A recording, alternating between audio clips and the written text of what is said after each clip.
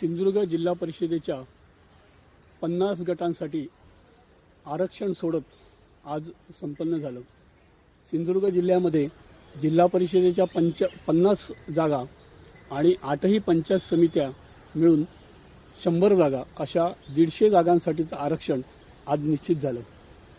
जिल्हा परिषदेचं आरक्षण हे जिल्हाधिकारी तृप्ती धोडमिसे यांच्या अध्यक्षतेखाली येथील मयांक भंडारी सभागृहात संपन्न झालं। 100 पंचायत समितींच्या जागांसाठीचं आरक्षण हे त्या पंचायत समितीमध्ये जाहीर झालं।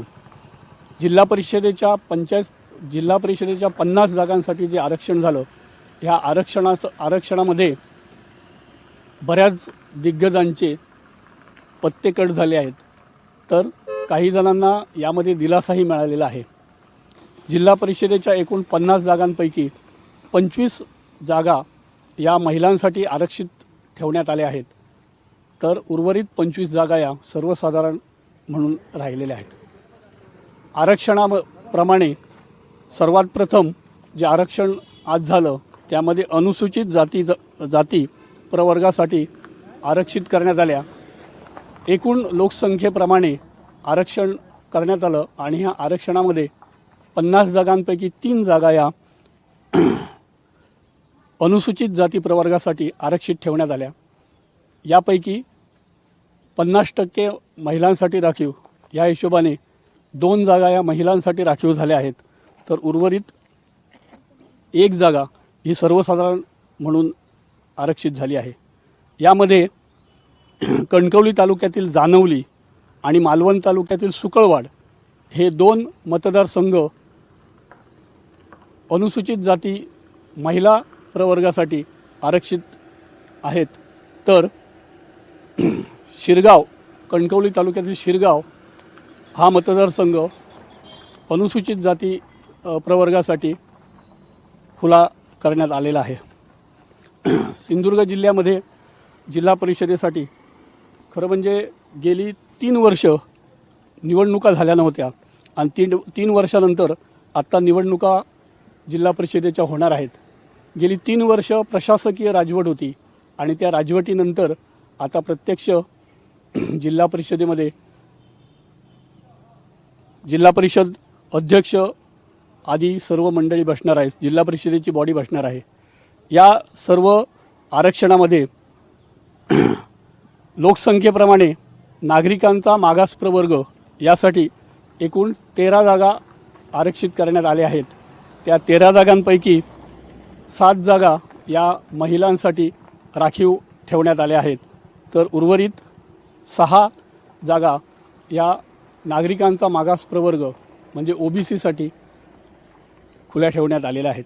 यामध्ये महिलांसाठी ज्या राखीव झालेल्या आहेत या पोंभुर्ले, त्यानंतर कणकवली तालुक्यातील खारेपाटण, त्यानंतर लोरे, मणेरी, कलमठ, मळेवाड आणि माडखोल अशा 7 जागा नागरिकांचा मागास प्रवर्ग या महिलांसाठी राखीव ठेवण्यात आलेला आहे, तर उर्वरित 6 जागांमध्ये देऊळवाडा, कुणकेश्वर, घावनळे, माणगाव आणि फोंडा हे 6 जागा ज्या आहेत या नागरिकांचा मागास प्रवर्ग यासाठी खुल्या ठेवण्यात आलेल्या आहेत, तर उर्वरित 34 जागा या खुल्या प्रवर्गासाठी राहिलेल्या आहेत।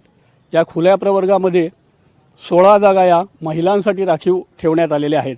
या 16 जागांमध्ये कळसुली, पडेल, मसुरे मर्डे,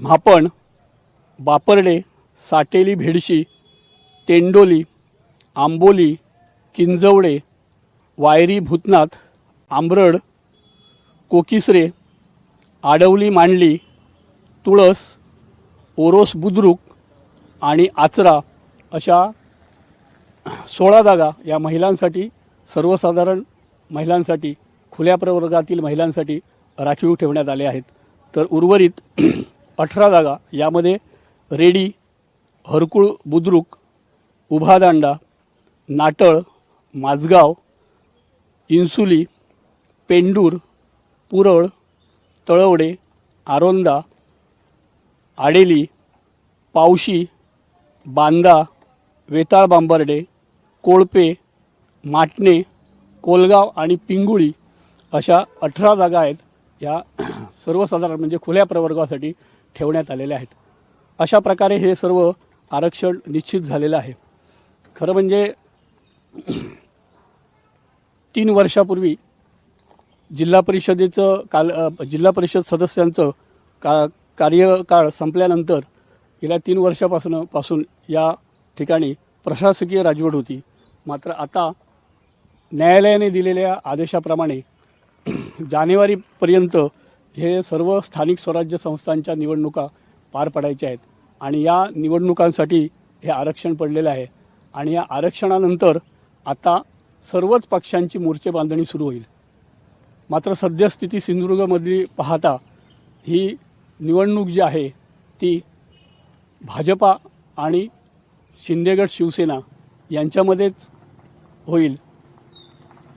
खरं म्हणजे राज्यामध्ये महायुतीचं सरकार आहे. या महायुतीमध्ये भाजपा, शिंदेगड शिवसेना आणि अजित पवार राष्ट्रवादी गट असे एकत्रित लढलेले आहेत आणि एकत्रित सत्ता आहे.